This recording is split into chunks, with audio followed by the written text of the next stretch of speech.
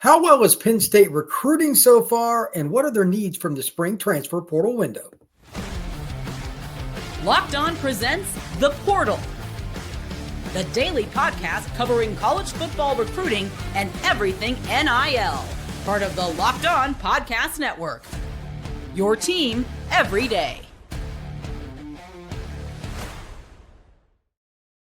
Welcome back into the Portal Podcast, where you get your daily recruiting, NIL, and transfer portal news. I'm your host, Brian Smith, longtime college football recruiting analyst. Thank you for making the Portal Podcast your first listen each and every day. Today's show is brought to you by our friends over at Nissan and the all-new 2025 Nissan Armada. Stay with us for the Armada Team of the Week later on in the episode.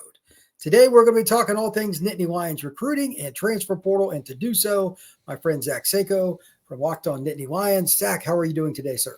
Hey, we're doing great. Ready to talk some recruiting and transfer portal as well with Penn State. Yeah, this is an interesting recruiting situation for Penn State. Coming off Final Four, they've always been a good recruiting staff. I've talked to you about that many times on your show when I've come on. And now they've got a pretty good start to the class. But I didn't even notice this until I pulled it up on my radar. They don't have anybody that's committed to the Nittany Lions since the 25th of January, when Julian Peterson at Atco, New Jersey, decided to commit to Penn State and James Franklin. Are you surprised they haven't had a little bit more in the last month or so? And for those who don't know, February is a dead period. So they get a pass on that. The kids aren't supposed to be on campuses, but are you surprised they haven't had more luck getting some more kids here since the start of the new year? No, this is normally par for the course. Would I say that Penn State is in a little bit of a cold spell, given that they just lost, since the last time we talked? Clemson picked up two recruits that they were really after. They lost Jerquaden Guilford, who's I think he's going to finish as one of the top receivers in the class of 2026. So that's a massive blow, to say the least, for Penn State's recruiting. It would have just been nice to have him in the fold because of the potential that he possesses. And then other than that, they really haven't recovered in that sense. So they lost out on a couple priority recruits. They got a decommitment. And then everything else has been quiet otherwise. But this is the same thing that's gone on traditionally because it is a dead period. So February and March for Penn State usually isn't that next commitment. As I say this, I know probably there's going to be, because there are some players that are teetering on maybe announcing sooner rather than later, even though I'm not expecting anything. It's just until about April, you're probably not going to get one or two commitments for Penn State. So the remainder of March and then probably in the middle of April, that's when you can expect somebody to make an announcement, because spring visits are actually starting up as we speak. Yeah, it is interesting. Every school does their spring visits a little differently. Spring ball starts at different times for each institution. I'm not sure if James Franklin has like just one date that he really wants to bring in kids. It's usually a spring practice where they scrimmage on a Saturday, which makes sense because the kids are more excited about it. But just looking at their list, and for those of you on YouTube, I've got it pulled up here for their commitments. They've got a really good start in state. We've talked about a lot. They want to keep the best players home. They've got maybe the best offensive lineman in the state in Kevin Brown. They also have a really good player in Matt Sieg, committed a safety. That's a good part of it. They're doing a good job in their area. I'm curious to see how much they lose as far as their ability to recruit Florida with Jawan Sider gone. But yeah, I think they're still a little undervalued as a staff because they had so many good recruiters. Which guy or guys do you think are going to have to step up to kind of help replace Sider? And which guys do you think are going to be out on the road picking up commitments the most this spring? Well, it's just what they're going to do is they're going to change and focus primarily on the Northeast, the Mid-Atlantic. It's going to be primarily eastern part of Philadelphia, or eastern part of Pennsylvania, I should say, meaning Philadelphia, and then New Jersey. So that's what the addition of Jim Knowles does. Whether he's a primary active recruiter for them, which I doubt, he will help. He will have conversations. But as far as people that go out on the road, make the connections, build those relationships, it's going to be up to Phil Troutwine, the offensive line coach. It's going to be up to Deion Barnes. It's going to be up to Terry Smith. And then to close those deals, it's Andy Kotelnicki. It's Jim Knowles. They're the closers. So that's what Penn State. So yeah, Penn State loses that inroad with Florida directly, but Phil Trautwein went to Florida as well. They still have those connections. They're just not as strong with J1 Sider. And now they're going up against J1 Sider. It's been kind of, for a lack of a better term, I guess annoying, because Sider is directly going after Penn State recruits and current commits. Messiah Mickens, one of the top running backs in the class of 2026, Keemon Spell, one of the top overall players in the class of 2027, and J1 Sider is pushing for them to try to get them to flip to Notre Dame. I am not hearing anything that says that he's going to be able to do that, but he's at least making a push. So never say never. It's certainly on the table. Yeah, you never know. If kids take visits, it's possible. I was watching some of Spell's film recently, and he's a kid. He'll be a top. I think conservatively, he's a top 25 player overall when all said and done for 27. Yeah, I think that's a pretty good bet. Worst case, top 50. And Penn State has him committed. Penn State has him committed. Yeah, he's from McKeesport. That's a program that's always had players, so that's not surprising. But your point about centralizing their efforts where they've got coaches that are more familiar, North Carolina, Virginia, Maryland / DC, Delaware, Rhode Island, New Jersey, New York, and of course the state of Pennsylvania, makes sense. Do you think that there will be any effort to get into the South at all now that Sider's gone? Like they branched into Texas.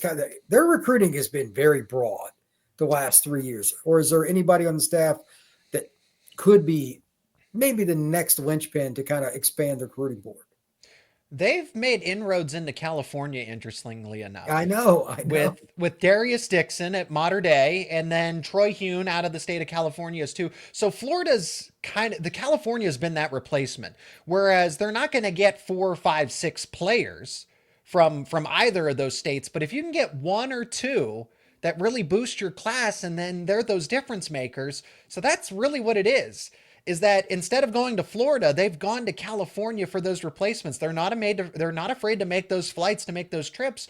And with technology, with social media, you're able to build and maintain relationships. It was different back in the 80s, 90s, and relatively the early 2000s. But now in the 2020s here, and with conference realignment, there's no reason why you can't recruit a player in California just as strongly as you recruit maybe somebody from the likes of Wisconsin or Minnesota, right? Even though it's closer in proximity, it's really no different outside of, now granted, your region, you can visit. So someone like, players from New Jersey and Pennsylvania, they're going to be able to visit Penn State more frequently. It's going to be a hassle. It's going to be a pain to get players from California, but they're still doing it. Troy Hune is lined up to have some in-practice visits for the spring season. So where Florida kind of takes a hit, they branched out into states that you wouldn't have even thought of years ago. Well, to your point, Brandon Arrington is set to visit Penn State in May. He's a kid that lives on the edge of San Diego, and he's one of the top players in the country, possibly a 5-star. I don't know what spot he's going to play. That's a good problem because he's DB, receiver, whatever he wants to do. Yes. And just kind of looking around, they still got Xavier Payne lined up for a visit. He's an offensive tackle out of Orlando. And they still got kids like Xavier Larice, even though he's committed to Oregon, they're still going to recruit him. He's out of Eau Gallie in Melbourne, Florida. So I like that Penn State is going in a broader direction overall than they used to. But at the same time, you got to be who you are. It's an Eastern school. And most of their coaches have connections, Virginia, North Carolina, in those areas. So go ahead and go get them. There's nothing wrong with doing that. So it'll be interesting to see what else they can come up with down south. Like Ryan Mosley, a kid out of Carrollton, supposed to visit. He's a really good receiver. Okay, that's fine. But don't overdo it because like Pennsylvania's still good. The DC area, Baltimore area is loaded. I still think Penn State can have a top 10 class and kind of go this route. So is there anywhere else you think they should recruit that they're not right now, or is this pretty much what they need to do? I mean, of course, the answers like Texas are going to be, because there's just so much talent. When it comes to Florida, Texas, and California, you can't go wrong. I would say hammer home New Jersey. You have Jim Knowles now on staff. Stan Drayton just coached at Temple. So he was as close by being on the eastern part of the state. He was closer to New Jersey. See if you can get Deion Barnes, who has a strong connection to Philadelphia. See if you can continue to, push his footprint out and get him. So it's about dominating the state of Pennsylvania and seeing if you can really start to dominate the state of New Jersey. There's a lot of talent that Rutgers doesn't really retain a lot of these players. They end up branching out. Ohio State has been in New Jersey and frequently recruiting in that area. Why can't you? So Penn State's doing that. I'm just saying continue to do that. Continue to do it and do it well. So Pittsburgh's been a strong place for them. Continue to dominate Pittsburgh because Pitt's not offering much resistance, and then go after Philadelphia and then go after New Jersey. James Franklin has had, it's been nice recruiting grounds for Maryland, DC, Virginia. I'm just saying, if you can continue to build up in New Jersey, you got something going there, because there is plenty of talent over there in New Jersey that I think Penn State's missed out on, and Philadelphia that Penn State should not have missed out on in the past, but they're starting to slowly chip away at that. I agree wholeheartedly. Next up, we're going to talk about Penn State and what do they need from the transfer portal this spring. We got a window coming up right here in about 10 days. That's next here on the portal.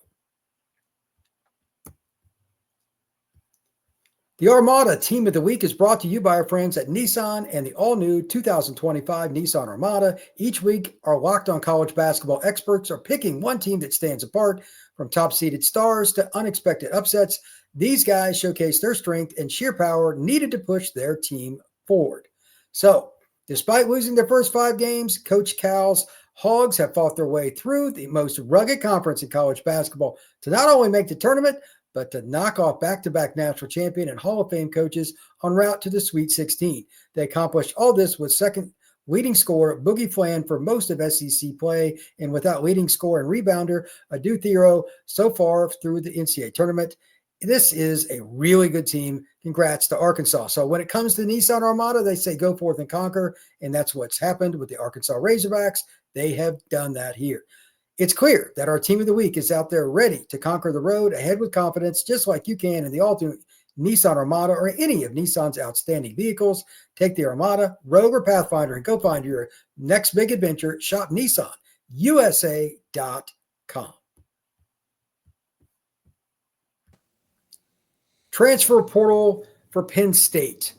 Off the top of your head, Zach, give me the top 2 positions if you were James Franklin that you would try to hit the portal, and why? Yeah, that's an easy answer. I'll go defensive tackle first, and then second wide receiver, even though I think wide receiver is actually a more secure position than defensive tackle right now. So defensive tackle depth, I guess maybe I've been overly critical at them at times, because maybe it's a little warranted. So there's just a lot of unproven talent.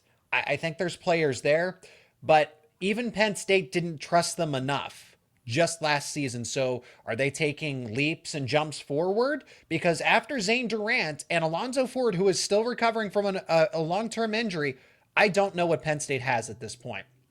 I can tell you, I mean, you'll recognize some of the names. Randy Adarica's coming in as a true freshman. You and I like him a lot with his potential and him as a prospect coming out of the state of Florida. A guy like Xavier Gilliam, redshirt freshman, was on the depth chart last year. And Penn State, James Franklin, took questions on him, said that another teammate of his, Ty Blanding, they were taking steps in the right direction, but they never played. They never played any consequential snaps. They never got any meaningful playing time when Alonzo Ford went down. They heavily relied on Zane Durant, Devon J. Thomas, and Keziah Izzard last time around, and now J. Thomas is off to the NFL. Keziah Izzard has graduated. He's off to the NFL as well. You just have Zane Durant, and you hope that Alonzo Ford gets healthy sooner rather than later. After that, it's all proven. I look at a player like Liam Andrews. What does he give you? But it's a lot of what ifs. What if? Where are they? There's too many question marks and not enough answers. If you can get that addressed in spring football, that's fantastic. If those guys step up, maybe there's a lot of players who have potential, but is that still further out, or is that right now? Because interestingly enough, in the winter transfer portal window, Penn State was targeting David Blay from Louisiana Tech, a former Pennsylvania native that committed to Miami of Florida. Brian, that is a starting caliber player, and they have 2 starters as it is. So they're looking for a third impact player. I don't know that they have that right now, and I find it intriguing that they were looking at that the first time around in the winter portal window with David Blay and some others. They're going to do it again with the spring transfer portal window. Now the question is what's actually available. A lot of guys are going to get induced to get in the portal and you just don't know. Yeah. But I think that at the very least, for what you're saying, let's use defensive tackle here. Many schools will probably, unfortunately, have to go this route because there aren't enough DTs around. We both know that. It's a premium. And they might have to take a flyer on somebody. Do they need a bigger body guy or more of a pass rusher, in your opinion, for the interior? Yeah, they need a 3-down guy, someone that's equivalent to Zane Durant. Randy Adarica's put on some good weight. They do have some bigger body players. It's kind of both. I think you need either that, because Alonzo Ford is that 300-pound, like he moves so well for somebody that's 300 plus pounds. It is a shame that he's injured, and I hope he can because he can be an NFL player. Alonzo Ford and Zane Durant might be arguably one of the better defensive tackle duos when healthy in the entire Big Ten. Maybe top 10 in the country. I do genuinely mean that. But after that, if one of them's not available, I just don't know who steps up. Liam Andrews, a former 4-star. Randy Adarica's a former 4-star, but they've never played any snaps in college football. And there's other guys like Caleb Artis, who's a veteran, again, Xavier Gilliam, Ty Blanding, that are now starting to push into that veteran status, but even they don't have extensive playing time. And if you were targeting David Blay originally, that means you are looking for an impact type of player that can be a co-starter or play tons of snaps. Penn State likes to operate with 3-4 defensive tackles that just rotate. They rotate. They would like to have 4 that are serviceable. And if you don't have that, you need that, because this is a year to win. This is a year to win the title. So you can't just say, well, we hope somebody develops by the end of the season. No, you need some insurance. So you got to go get a guy that can at least be a second string, maybe one of those co-starters, if you will. I wouldn't be surprised if they took a kid from a program like a Temple or somebody like that they know. That Alonzo Ford was that. Yeah, that's what I mean. Like, this is the new trend. And it's something I bring up on a lot of shows. Florida State last year took a bunch of guys they recruited out of high school and missed it, went to like Bama, Georgia, et cetera, but didn't produce. And then they took them out of the portal and they didn't produce again for the most part. There are a couple exceptions. On the other hand, Indiana goes and gets kids from G5 and other schools that weren't as highly acclaimed, but they had college proven production. Indiana went 11-1. So I would rather, if I was James Franklin, whether it's a defensive tackle that was highly recruited out of high school or not, has he done anything? I don't care if it's Western Kentucky, New Mexico State. Has he proven it at the collegiate level that he can A, stay healthy? Durability is your most important trait. There's no doubt about it. And B, where's the production? No, I'm not saying this that like it's a news flash, but just keep that in mind, because if Penn State goes and gets one, and you're a Penn State fan out there, well, why did we take a kid from Delaware or Cal Poly or what? Is it somebody that has played and showed production at their level?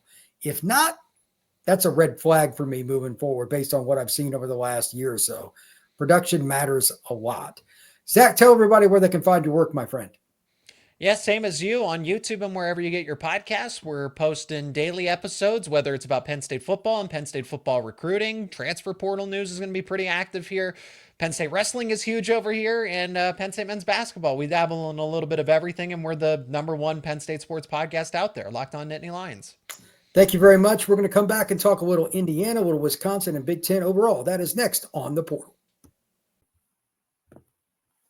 Ever check your bank account and wonder, where did all my money go? Between dining out, online shopping, and entertainment, it's easy to lose track.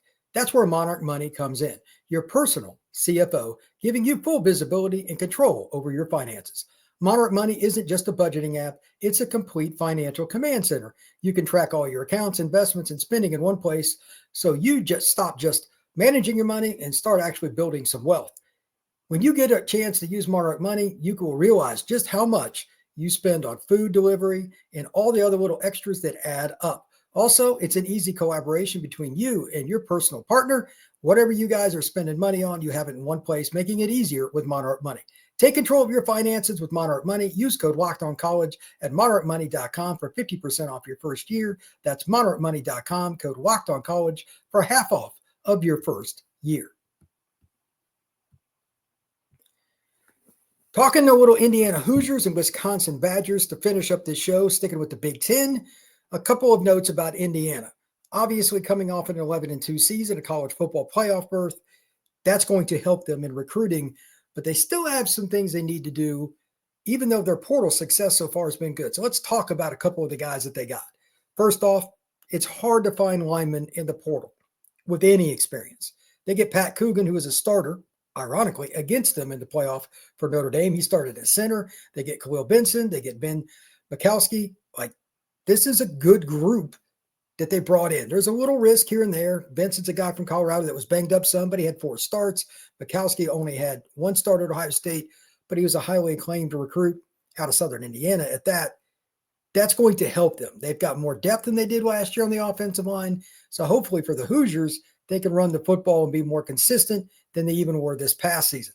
Also, they added Holden Stace, another guy that ironically played at Notre Dame at one point, transferred to Tennessee, and now he's at Indiana. He's got a couple of years of eligibility left. Pretty good receiver, and he's also a good blocker. He had 15 catches last year for the Vols. They also get a 13-game starter in Rylan Gandy out of Pitt. On the defensive side of the football, a corner. You're in a pretty good spot there. The one guy that everybody wants to talk about, and I've mentioned him here before on this show, is Fernando Mendoza, the quarterback at Cal. I saw him play live last year against Auburn, and he tore him up on third downs. At one point, I believe he was 7 out of 8 in leading the Bears on third downs. That's incredible. Anytime you're over 50% on third downs, you've done your job, but that's 87.5%. Tyler Moore's from Michigan. They also got a transfer out of App State in Mekhi Jackson, who's very efficient, getting 2 more guys with, again, a lot of experience that have proven production. That's a really good recipe. Kurt Cignetti has really tried to go that route too. They don't want guys that just had high rankings out of high school. Do you have production? Indiana's gone that route and done well. Another kid, Hemby, the running back out of Maryland, almost 2,400 yards in his career at Maryland and 22 rushing touchdowns. That is the definition of production. He heads over to play for the Hoosiers to help them in the backfield. That's a good addition. Overall, Indiana has done well. They added some other players too, and I just highlighted some of them, but I was impressed with what they had. Now here's what they still need to do. Where's the elite pass rusher? And where's the other defensive player somewhere? I mean, they got a good player in Gandy, obviously. He started all year for Pitt in an aggressive defensive scheme. That's good news. He had a lot of experience, but do they get somebody in that front 7? That's where oftentimes the money's got to come out. There aren't many teams that are going to get a defender in that front 7, but if Indiana wants to go back to the playoff, need to find some. They got a couple of hits last year on the defensive line. They didn't necessarily have to spend a lot of money on, but I think other teams are doing the same thing that Cignetti and his staff did. They're not just looking at the 4 and 5 stars that they missed on out of high school.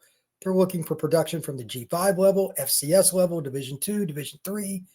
If you're productive in college, pretty good chance that you can move up and play at the P4 level. It's not a lock, but it is a pretty good barometer. And Indiana did that last year. Let's see if the Hoosiers can get a D lineman, maybe an outside linebacker, somebody that can be really impactful in that front 7.